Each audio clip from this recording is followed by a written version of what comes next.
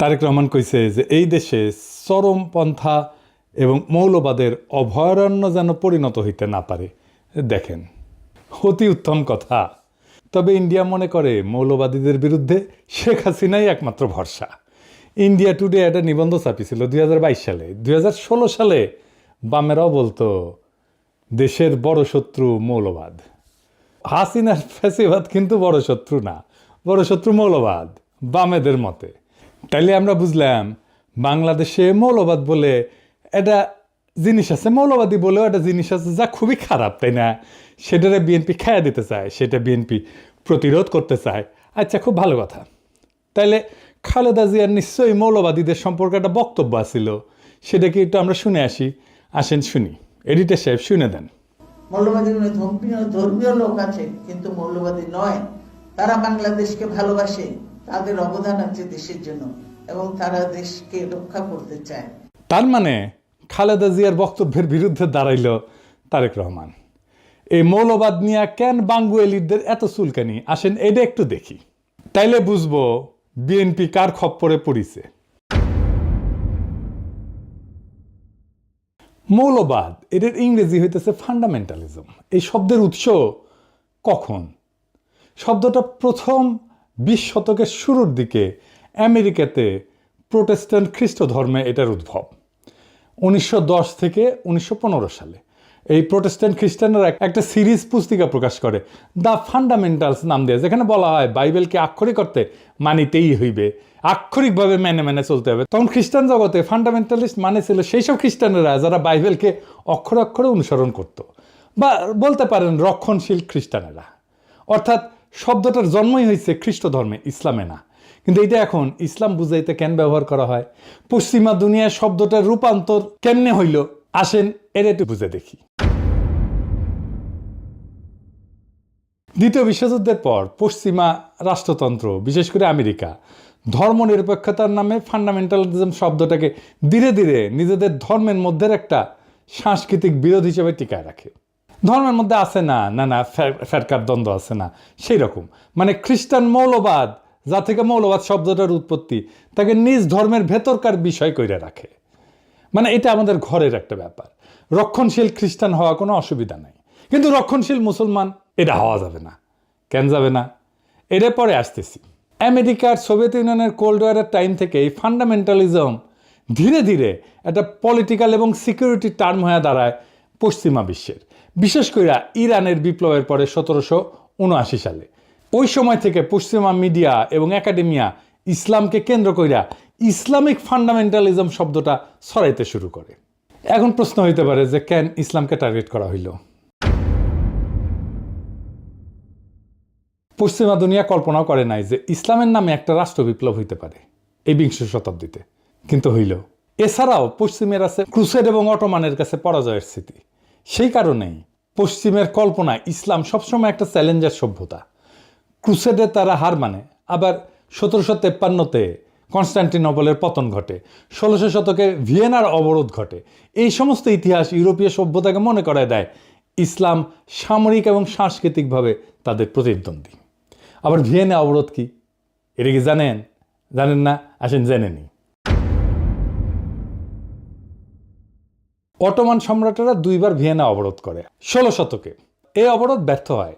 কেন ভিয়েনা এত গুরুত্বপূর্ণ ছিল জানেন? ভিয়েনা ছিল ইউরোপের প্রবেশের দরজা। যদি অটোমানরা যে ভিয়েনা দখল করতে পারত, তবে তারা জার্মানি, ইতালি, ফ্রান্স পর্যন্ত অগ্রসর হইতে পারত। তাই ভিয়েনায় যে অবরোধগুলো হয়েছিল, যেটা ঠেকাই দিতে পারছিল ইউরোপিয়ানরা, সেই জন্যই ইউরোপিয়ান চেতনায় সেটা সভ্যতার রক্ষা হিসাবে স্মরণীয় হয়ে আছে। এবং ভয়েরও কারণ, যদি ভিয়েনা দখল হয়ে যাইত তাহলে তো ইউরোপ মুসলমানদের দখলে চলে যেত। ক্রুসেড পর্ব শেষ হওয়ার পরেও ইউরোপে ইসলামকে চিরশত্রু হিসেবে কল্পনা করা হইতো, মূলত ভিয়েনা অবরোধের মতো ঘটনার কারণে। কিন্তু আধুনিক যুগে ধরেন অটোমান সাম্রাজ্যও নাই এবং ইসলামী শক্তি বিভক্ত, তারপরেও ভেতরে ভেতরে পুনর্জাগরণ বা বিপ্লবের একটা আশঙ্কা পশ্চিমের আছে। আর বিপ্লব তো হয়ও ইরানে। এবং আরেকটা কারণ হইতেছে খুব গুরুত্বপূর্ণ, যে পশ্চিম তো পশ্চিমা সভ্যতার যে সংকট, তার কোনো সমাধান দিতে পারেনি। যেমন কি সংকট? পশ্চিমা সভ্যতার কিছু অমীমাংসিত সমস্যা আছে। যেমন পশ্চিমা সভ্যতা বিজ্ঞান, প্রযুক্তি, গণতন্ত্র, মানবাধিকারে বড় অবদান রাখলেও কিছু মৌলিক সমস্যার আজও সমাধান করতে পারেনি, যেমন বৈষম্যের সমাধান করতে পারেনি। এই পুঁজিবাদী সমাজ ধনী গরিবের বৈষম্য ক্রমাগত বাড়াইছে। বলা হয়তো ধনীদের তরফ থেকে ট্রিকল ডাউন করতো, আস্তে আস্তে ব্যয় ব্যয় ব্যয় ব্যয় চুইয়ে পড়িয়া পড়িয়া নিচের লোকেরা আস্তে আস্তে কিছুটা সম্পদ হয়তো পাইতো।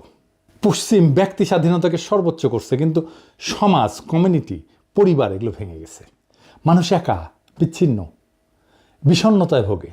রাষ্ট্র, রাজনীতি, ধর্ম বা নৈতিকতা থেকে বিচ্ছিন্ন হয়ে গেছে। এর ফলে যুদ্ধ, এর ফলে উপনিবেশিকতা, এর ফলে পরিবেশ ধ্বংস, এবং সব কিছুকে বলা হয় প্রগতিশীলতা, প্রগতি, নেসেসিটি, এই বলে বৈধতা দেওয়া হয়। পশ্চিমা বিশ্বে যে ক্ষমতার দ্বন্দ্ব, এটাকে বলা হয়তো যে ব্যালেন্স অফ পাওয়ার যদি থাকে, অনেকগুলো শক্তির যদি শক্তিশালী যদি রাষ্ট্র থাকে, তাহলে একটা ব্যালেন্স অফ পাওয়ার হবে, এইটা স্থায়ী শান্তি নিশ্চিত করতে পারবে, কিন্তু করতে পারেনি। যুদ্ধ কোথাও থামাইতে পারেনি। 2টা বিশ্বযুদ্ধ হয়েছে, কোল্ড ওয়ার হয়েছে, আজকেও তো যুদ্ধ হইতেছে বিভিন্ন দেশে, তাই না? এখনো ইউক্রেনে যুদ্ধ হইতেছে, কয়েকদিন আগে ইসরায়েল ইরান যুদ্ধ হইল। আর প্রকৃতি, পরিবেশ, এটা ধ্বংস হয়ে গেছে। কারণ প্রকৃতি পরিবেশকে এটা মনে করে এটা ভোগের একটা বিষয়। যাকে সভ্যতা বলে মনে করে পশ্চিম, তা মনে করে যে এই পরিবেশ থেকে সব কিছু টাইনে আমি ভোগ করলেই আমি সভ্য হইতে পারবো। এর ফলে পরিবেশ ধ্বংস হয়ে গেছে, জলবায়ু পরিবর্তন হচ্ছে, প্রাকৃতিক সম্পদের সংকট এখন একটা বৈশ্বিক হুমকি। এই জায়গায় ইসলাম একটা অল্টারনেট সমাধান দিতে পারে, যদি ইসলামকে কেবল ধর্ম না, একটা সভ্যতাগত প্রস্তাবনা হিসাবে দেখা হয়। তবে কিছু জায়গায় তো কিন্তু বিকল্প দেয়, যেমন অর্থনীতিতে এটা একটা ন্যায়সঙ্গত বন্টনের একটা ব্যবস্থা দেয়, প্রস্তাবনা দেয়। এমন একটা ব্যবস্থা দাঁড় করায় যেখানে সম্পদ এক জায়গায় জমে থাকতে পারে না, এটা ঘুরতে বাধ্য হয়। পুঁজিবাদ বা সমাজতন্ত্র এই দুইটার বাইরে যায় ইসলাম একটা সোশ্যাল জাস্টিস, এর তার সাথে সাথে প্রপার্টি রাইটসের মডেল দেয়। তারপরে সমাজকেন্দ্রিক একটা জীবন দেয়। ইসলাম ব্যক্তিকে সম্মান দেয়, কিন্তু সমাজকে ভাঙে না। পরিবার, প্রতিবেশী এবং তার যে উম্মার ধারণা, এটা মানুষকে সম্পর্কিত করে রাখে। আর নৈতিক যে রাজনীতি, সেটা রাষ্ট্র শুধু আইনের মেশিন না, বরং নৈতিক দায়িত্বশীলতার কেন্দ্র। ইসলামের একটা ধারণা আছে, আমানতের ধারণা। ক্ষমতা একটা আমানত, ক্ষমতা মানে দায়বদ্ধতা। আমাদের এই লিবারাল ডেমোক্রেসিতে জবাবদিহিতা কার কাছে? জনগণের কাছে, তাও দিতে চায় না তারা। কিন্তু ইসলামে জবাবদিহিতা কার কাছে? জনগণের কাছে অবশ্যই, কিন্তু উপরালার কাছেও। কেবল নাগরিকের কাছে না, খোদা তাআলার কাছেও। শান্তির ধারণা, শান্তির ধারণাও ধরেন ইসলামে একটা খুব র্যাডিক্যাল চিন্তা আছে। ইসলাম যুদ্ধকে বৈধ করে শুধু আত্মরক্ষায় বা নিপীড়ন বন্ধ করতে 2টা জায়গায়। শক্তি ব্যবহার মানে আধিপত্য না, ন্যায় প্রতিষ্ঠা। পশ্চিমের যেটা জাস্ট ওয়ার থিওরি, সেটার বাইরে একটা নৈতিক শান্তির তত্ত্ব এটা। তার মানে ইসলামের যুদ্ধ 2 জায়গায় বৈধ, আত্মরক্ষা এবং জুলুম বন্ধে। শক্তির ব্যবহার এটা আধিপত্যের জন্য না, ন্যায়ের প্রতিষ্ঠার জন্যে। এমনকি ধরেন প্রকৃতির সাথে সম্পর্ক, ইসলাম প্রকৃতিকে আমানত হিসেবে বলে, শোষণের বস্তু না। খিলাফার যে ধারণা, সেখানে মানুষ প্রকৃতির উপরে শাসক না, তার রক্ষক। এই যে পরিবেশগত বিপর্যয় হতো, এই পরিবেশগত বিপর্যয় হতো না পৃথিবীতে যদি ইসলামের দৃষ্টিতে পরিবেশ আর দুনিয়াকে দেখা হইতো। তাই ইসলামকে একটা বিকল্প সভ্যতার ধারণা হিসেবে এটা একটা পরীক্ষা নিরীক্ষা করা সম্ভব সমাজে, রাষ্ট্রে। আমি আমার পিএইচডি গবেষণার কথাই বলি, এইখানে যেখানে গ্যাপ, সেখানে ইসলামের ধারণা প্রযুক্ত করলে সমস্যাটা মিটে যায়, কিন্তু এটা নিয়ে অন্যদিন আলাপ করা যাবে। তাই ইসলাম শুধু না, পুরা ফান্ডামেন্টালিজম, এই মৌলবাদ শব্দটা ইসলামের সাথে যুক্ত কইরা একটা ভয় তৈরি করা হয় পশ্চিমে। কারণ আধুনিক রাষ্ট্রতন্ত্র এবং গণতন্ত্রের চ্যালেঞ্জ পশ্চিমা রাষ্ট্রতন্ত্রের চোখে ইসলাম একটা আদর্শগত বিকল্প হয়ে দাঁড়ায়। অর্থাৎ গণতন্ত্র, লিবারালিজম, সেকুলারিজমের বাইরে এক সম্পূর্ণ সামাজিক রাজনৈতিক কাঠামো হাজির করে ইসলাম। তাই একে প্রতিরোধ করার জন্য ইসলামিক ফান্ডামেন্টালিজম শব্দ দিয়ে তাকে ব্যাকওয়ার্ড, ইরেশনাল, অযৌক্তিক, ভায়োলেন্ট, সহিংস এইটা বলে চিত্রিত করা হয়। মুসলিম রাজনৈতিক আন্দোলনগুলোকে যদি ফান্ডামেন্টালিস্ট হিসেবে ট্যাগ দেওয়া যায়, তাহলে তাদেরকে আন্তর্জাতিকভাবে অগ্রহণযোগ্য কইরা দমনকে বৈধতা দেওয়া যায়। কিন্তু দেখেন, হিন্দু ধর্মে কোনো মৌলবাদ নাই, খ্রিস্ট ধর্মে মৌলবাদ নাই, খ্রিস্ট ধর্মে মৌলবাদকে আলাদা করে দেখা হয়। কেন? খ্রিস্ট ধর্মে ফান্ডামেন্টালিজম এটা আভ্যন্তরীণ ধর্মতাত্ত্বিক এবং সাংস্কৃতিক দ্বন্দ্ব।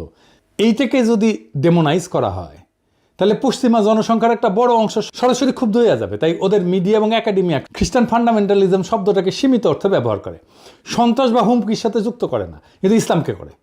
ইসলামের ক্ষেত্রে তারা এইটাকে এক্সটার্নালাইজ করছে, বাইরের শত্রু, সভ্যতার চ্যালেঞ্জ, আধুনিক রাষ্ট্রের জন্য হুমকি, এইভাবে তারা হাজির করে।